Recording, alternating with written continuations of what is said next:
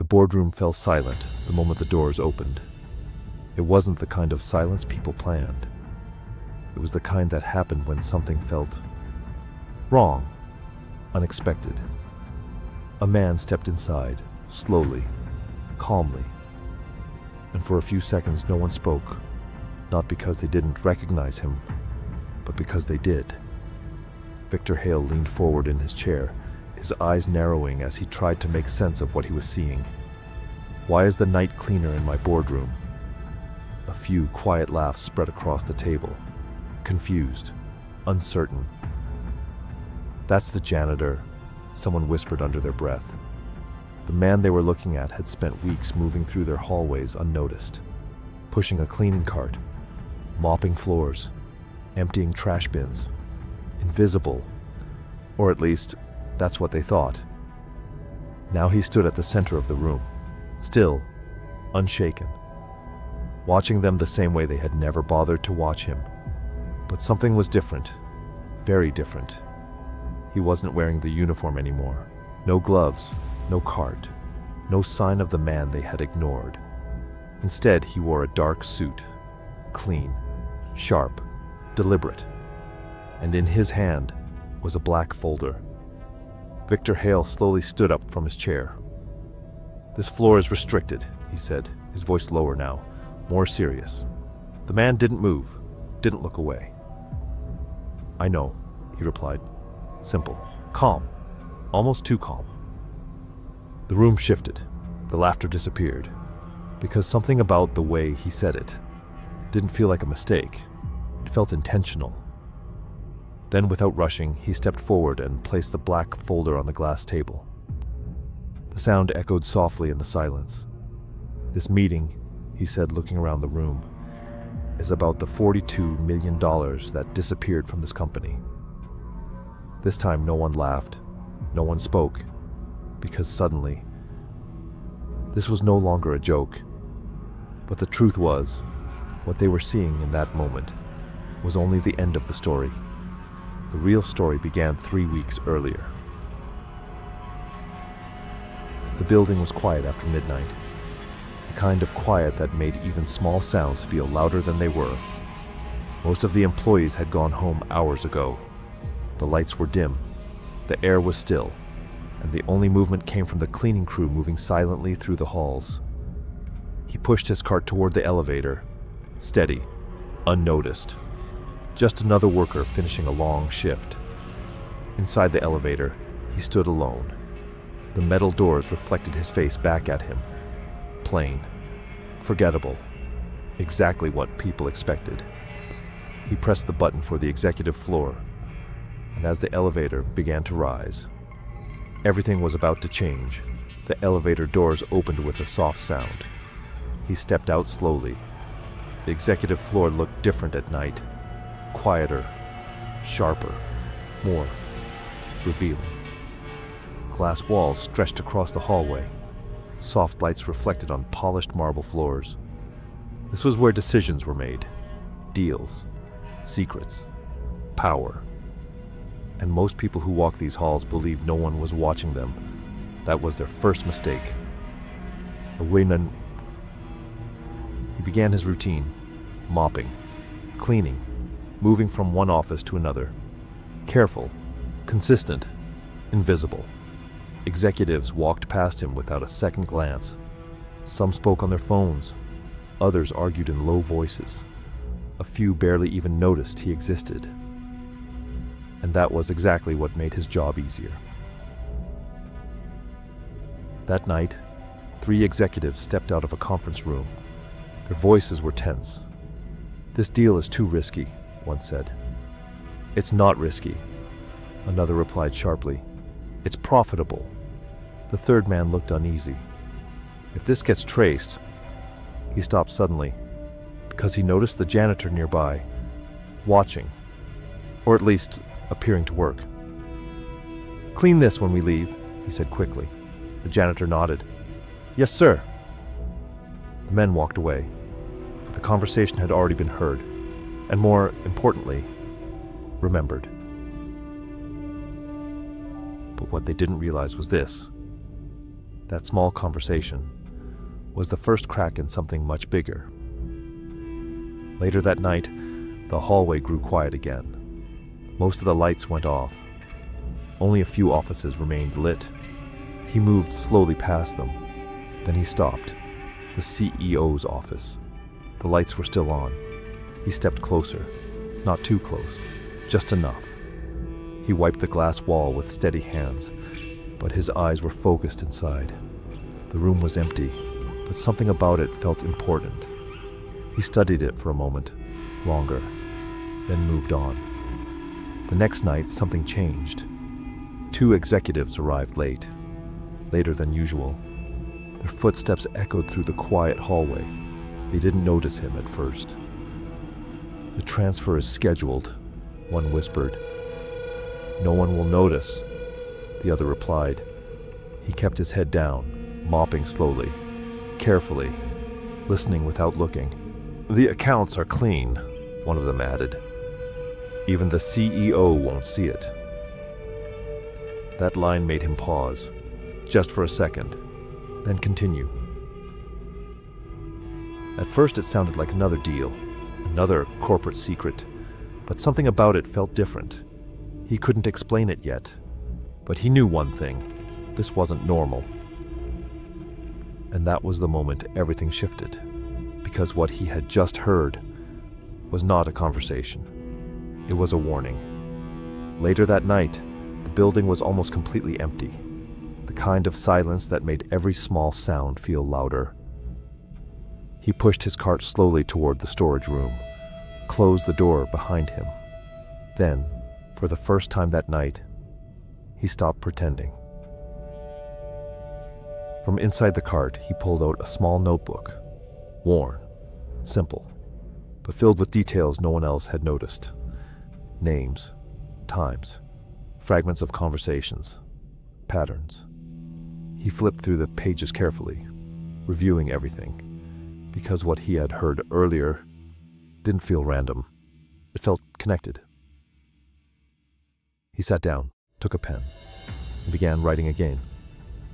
"Transfer scheduled. Accounts are clean. No one will notice." He paused, then added one more line. "Even the CEO won't see it." He leaned back slightly, thinking, because now the picture was starting to form.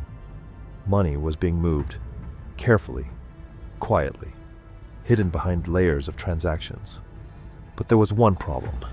People always made mistakes, and when they did, they talked. But what he was about to discover would be far bigger than he expected.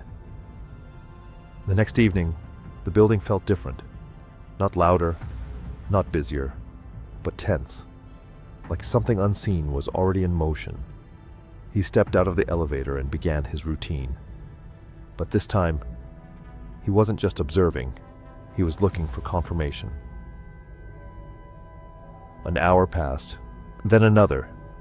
Nothing unusual, just the same routines, the same conversations, the same careless confidence. Until 2 voices, low, urgent. From behind a closed office door, he slowed down, carefully positioning himself near the hallway, close enough to hear, far enough to avoid attention. "You said the transfer was safe," a voice said. "It is," another replied calmly. 42 million isn't small." Silence. "Relax, it's already moved." He froze, not visibly, but inside. 42 million. That was no longer just a number. It was a decision, one that could destroy everything. And in a situation like this, most people would walk away. But not everyone makes the same choice. If you were in his position, would you keep digging or stay out of it? Let me know what you think. Because from this point on, there was no turning back. He didn't move, didn't react, but in that moment, everything became real. This wasn't suspicion anymore. This wasn't guesswork. This was proof. And suddenly, the question was no longer if something was happening. The question was, who was behind it?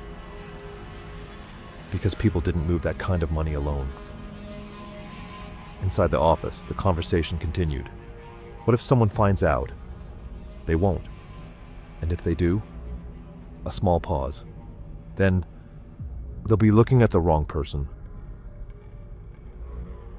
That line stayed with him, even after the voices disappeared, even after the hallway fell silent again. Because now he understood something important. This wasn't just theft. It was a setup. And someone inside this building was planning to take the fall. That night, inside the storage room, he opened the notebook again. But this time he didn't just write. He connected the pieces. The late-night meetings, the quiet conversations, the missing funds, the confidence in their voices. It all pointed somewhere, but not clearly enough. Not yet.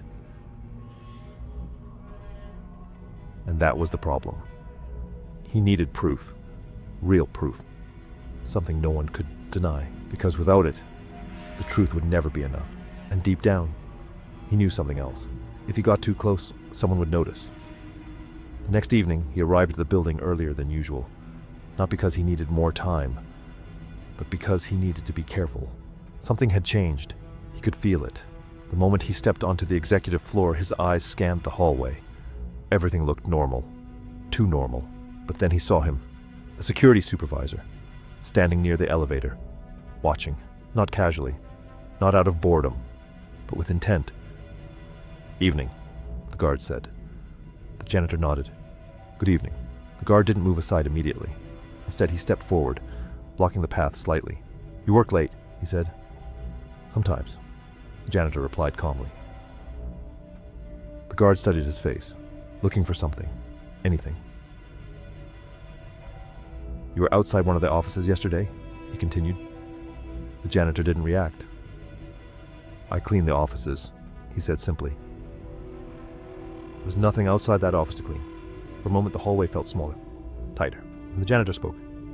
"Would you like me to show you what I was doing?" The guard hesitated, just for a second.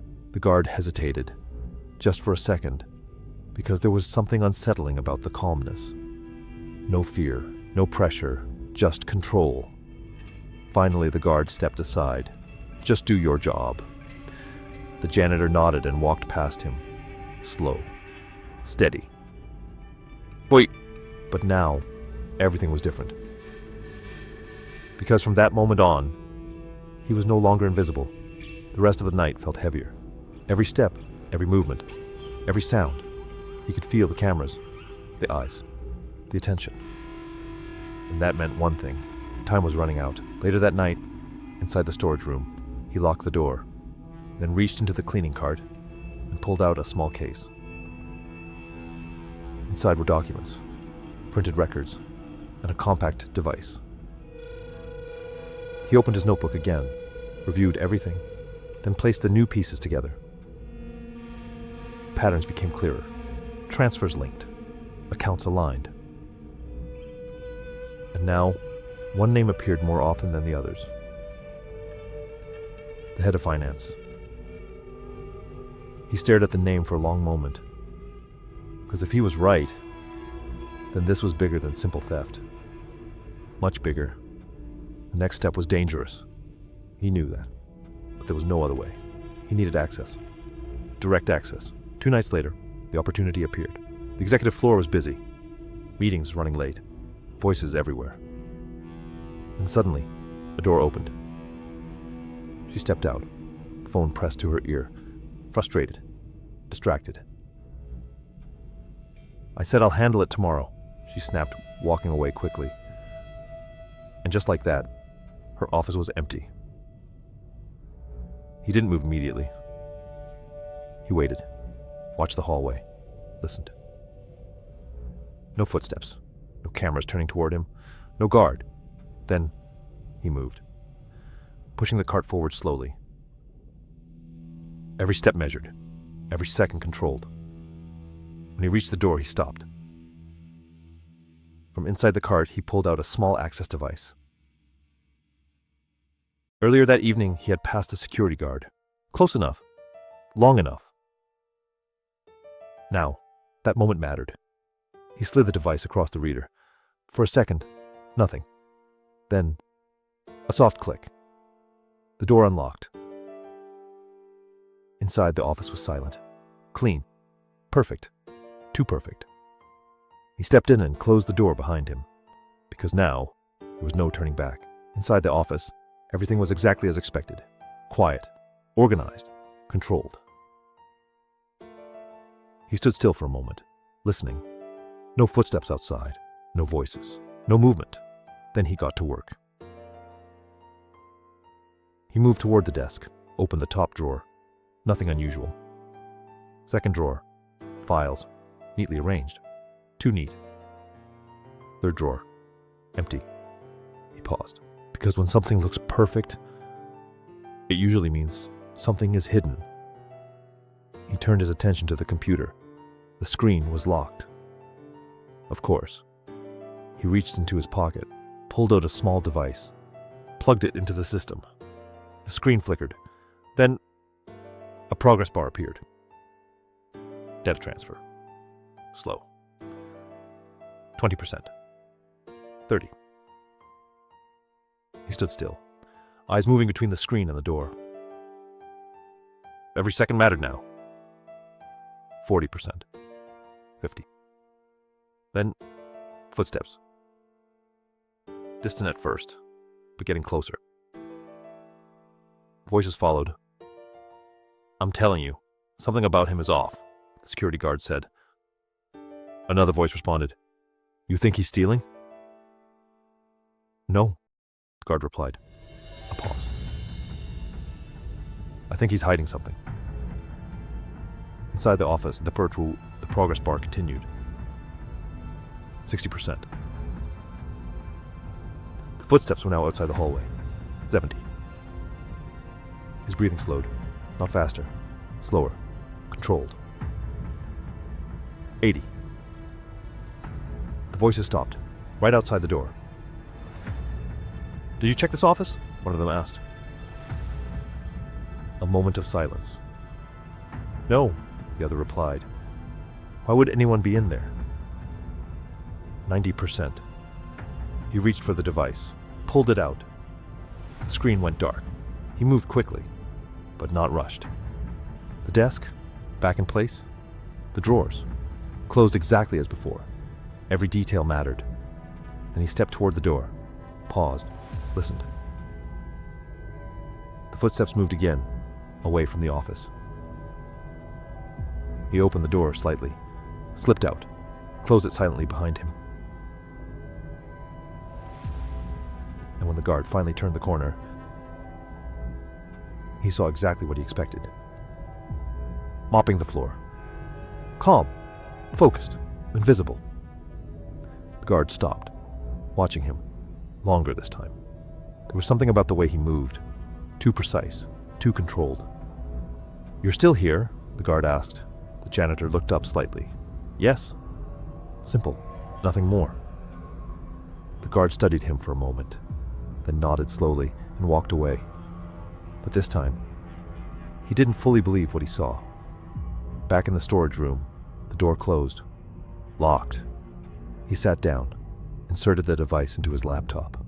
The files began to load, one by one. Accounts, transactions, hidden transfers, everything he needed. But then, one file opened, and everything changed. Because this wasn't just theft. It was a system, a plan, carefully designed, and at the center of it was someone no one would suspect. He leaned back slowly, staring at the screen, because now, this was no longer just an investigation. This was a setup, and someone inside that building was about to be destroyed. He stared at the screen for a long moment, trying to process what he was seeing. The data was clear, the transactions were real, and the pattern was undeniable. This was not just a random act of theft. It was structured, controlled, and carefully hidden. But what unsettled him the most was not the money. It was the name attached to it, the CEO. For a moment, he leaned back in his chair, thinking through the possibilities. Either the man at the top was involved, or someone had gone to extraordinary lengths to make it appear that way. Neither option was simple, and neither option was safe. The next evening, the tension in the building felt heavier than before.